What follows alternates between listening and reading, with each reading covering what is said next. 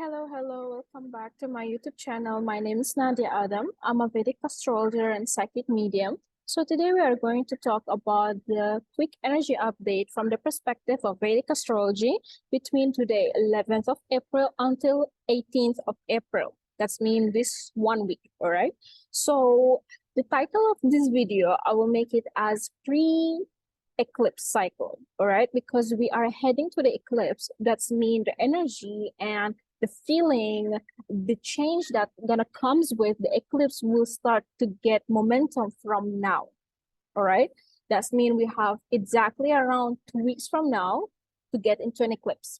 All right, so as usual, I will divide my explanation into several parts, and the timestamp will be in description box. All right, so first and foremost, between now until 18, there are two planets will be in the point of Gandanta. So let us give briefly what is Gandanta point. So Gandanta is a karmic knot that located between the fire sign, the water sign, the late degree of water sign to be more specific, the late degree of the water sign, and the begin of the fire sign, which means you can say 29 degree of water sign until 1 degree of fire sign.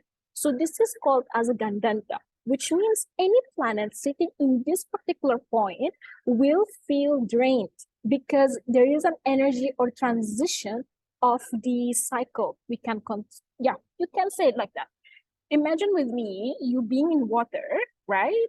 You being calm, you being in water, closing the cycle, because as we all know, water is closing up or it's just ending of something, right?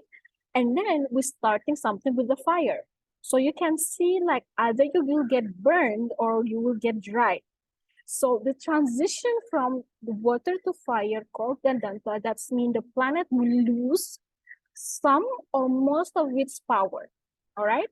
If you have Gandanta point actually in your natal chart, usually the planet might suffer at the beginning of your life until you reach around 32. Then that planet will start to manifest a good result. All right. But as overall, Gandanta may not be auspicious placement. All right. You should be careful, especially again, if you are going to Dasha, Antardasha, or Dasha of planet that's sitting in Gandanta in your natal chart.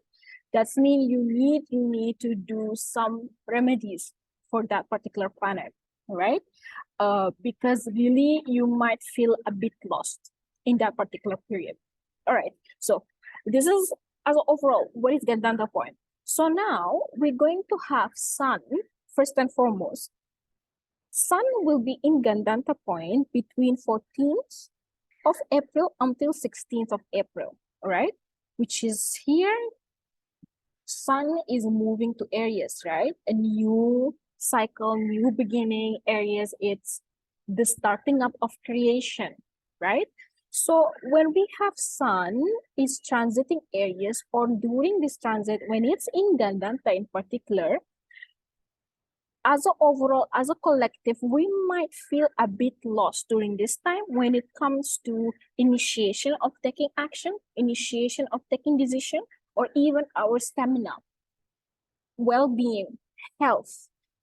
You might kind of hear some news related to health and well-being during this period. Some accident happen here and there. Some natural catastrophe might happen here and there. You might expect that by next week, because not only Sun will be in Gandanta, Jupiter also will be in Gandanta, right? So usually the natural catastrophe or accidents, it's more when Mars is moving from Gandanta, but we might expect or hear some dramatic news, I would say, and drastic kind of change, or something it's just really unpleasant, I would say, by beginning of next week, or actually in next few days, started from 15th of April. All right. So when Sun is in Gandanta, it's better to just take care of your health, take care of your well-being.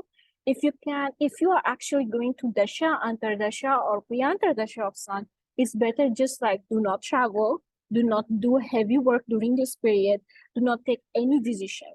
because Sun here is losing its power.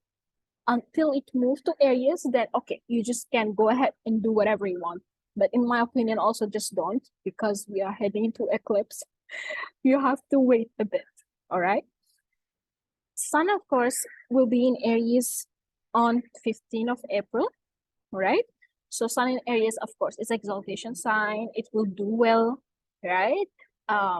It does well in the Aries because it's fiery planet sitting in a fiery sign. That's mean it will manifest a good momentum, good result of a new beginning, which is actually the theme of the upcoming eclipse that we are heading into. All right. Of course, when Sun moves to Aries, there will be other planets which is moving and joining Sun. But the only point that I'm trying to tell you here, be caution, be careful between 14 to 16 of April, all right? Because Sun will be in Gandanta. If you are actually have a strong Sun or going through activation of Sun, can be a bit critical period, all right? Some issues here and there might show up. Misunderstanding might show up, let's say. Some ending or some like unexpected expenditure also might happen during this time. So you just better stay calm. Do not do anything during these 3-4 days, all right? This is for Sun. I hope it was helpful.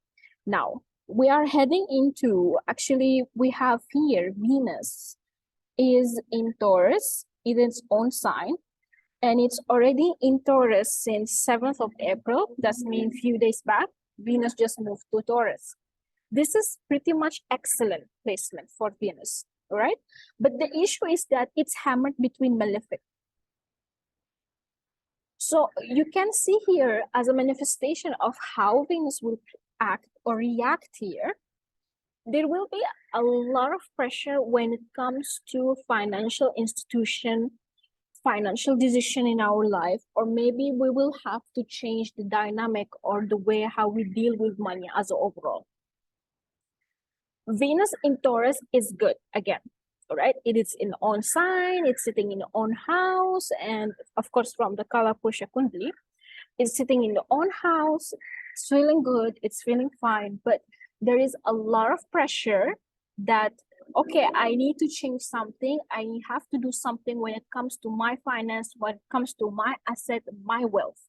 As a result, if Venus actually activated in your chart, and right now it's transiting the house of Taurus, of course, and it's weak and it's not positioned really well, it can manifest as extra expenditure or like unexpected kind of drain of your finance.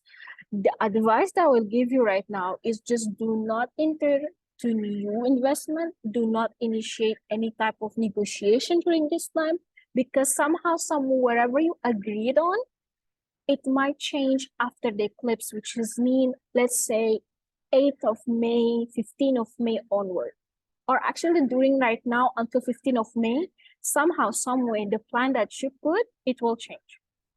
Okay, so Venus here, it's kind of like having that urgency inside of him that, okay, I need to take an action, I need to take a decision, and it can be a fiery kind of action or just like being very ambitious, all right? Because we have a lot of planets will be in the sign of Aries, all right? So Venus here might take kind of unconscious decision, right? When it comes to our finance, when it comes to our wealth. Maybe also it might indicate that most of us will be more drawn to spend money on our own self. For example, I want to buy this, I want to do that, I just go ahead and do it, you know? You can say like, I want to kind of pamper and spoil ourselves, which is good, it's not wrong. which is absolutely fine, but I believe you have to wait a bit, all right? You have to wait a bit until, again, like 15th of May and onward, then you can do whatever you want.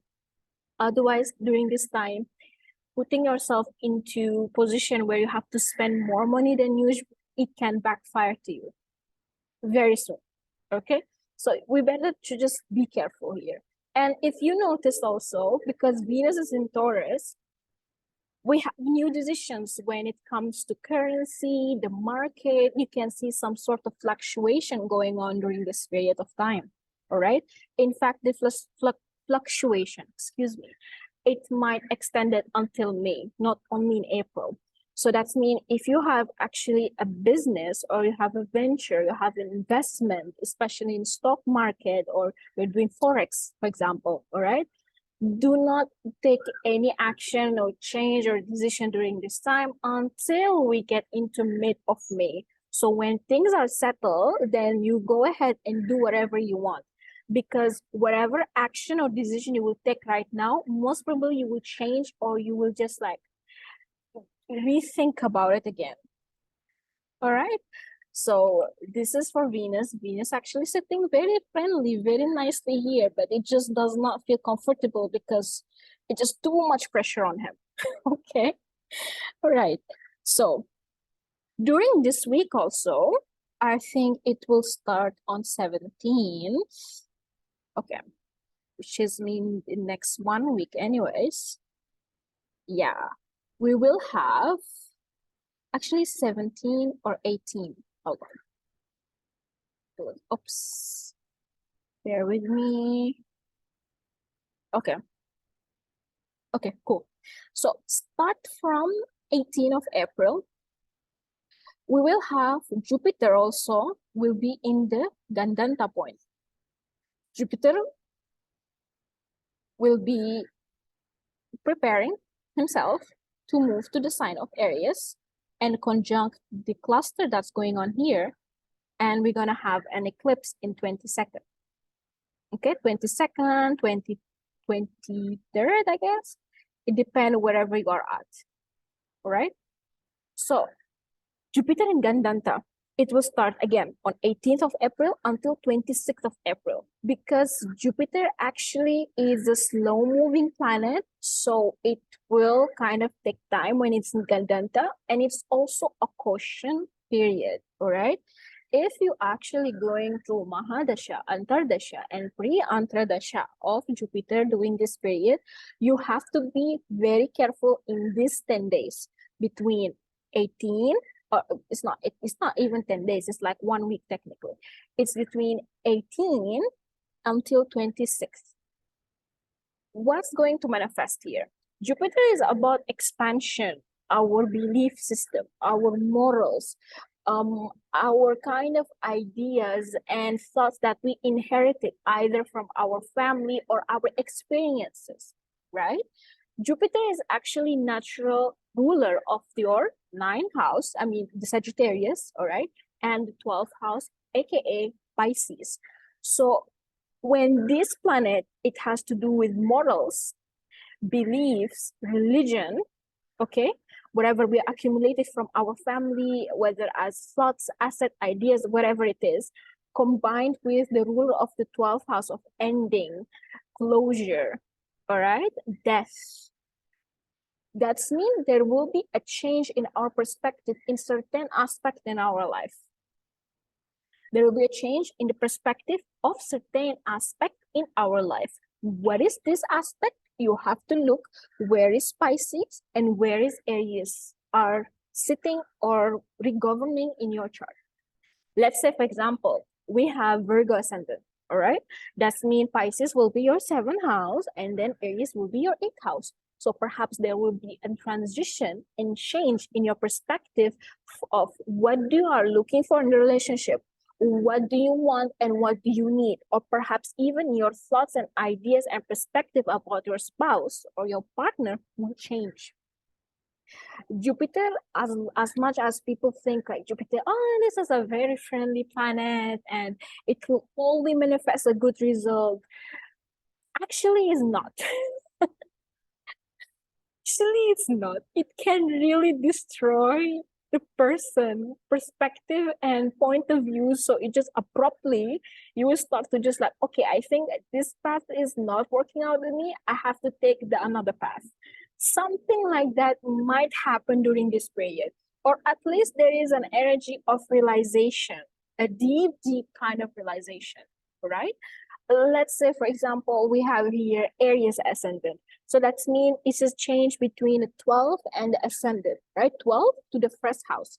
For example, for Aries people, it can also change the way how you want to act and react and give yourself to people. It might indicate a change in the way how you want to present yourself to others. All right. So there can be some spiritual belief or spiritual teaching in your head is kind of changing during this time because of whatever circumstance happening in your life. All right. So you gotta observe where is actually Pisces and Aries are sitting or governing in your chart. So you will see there will be transition in these two houses. All right. The full picture, the full manifestation of it will happen around the eclipse. By the way, we're going to have two eclipses, of course. I mean, one is on 22nd, another one will be around beginning of May. I believe it's 7th or 8th of May. All right. So again, I mean, this is like initiation of the eclipse. Okay. So my only advice here, whatever trigger, whatever change that's somehow showing up in your life during this time, you just go ahead and leave it. Do not resist. Because we are going to have an eclipse in Aries. That means this is a new beginning. Whatever change, like transformation, whatever realization that you will have, will be indicating a new cycle that's coming up to you.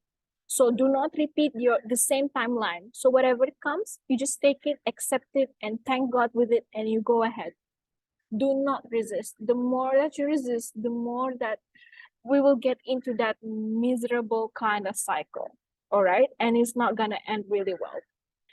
Will be the end and the last eclipse of Aries Libra axis. Okay. So you can say that there will be a closure of whatever theme you have been going through between March of 2022 until now. Although Rahu Ketu not gonna change the sign until November or October of 2023, but still you can say that this is a vital point where the change will start to happen. All right. So, wow, that's interesting energies here going on, right? So that's it for today. I hope it was helpful. If you need a personal consultation, guidance from me, my details are in the description box. You can reach out to me directly. Okay. So for now, wishing you all the best, and I will for sure upload a new video, particularly for the eclipse and what to expect for each ascendant. So stay tuned and wishing you to have a wonderful week. Take care and thank you.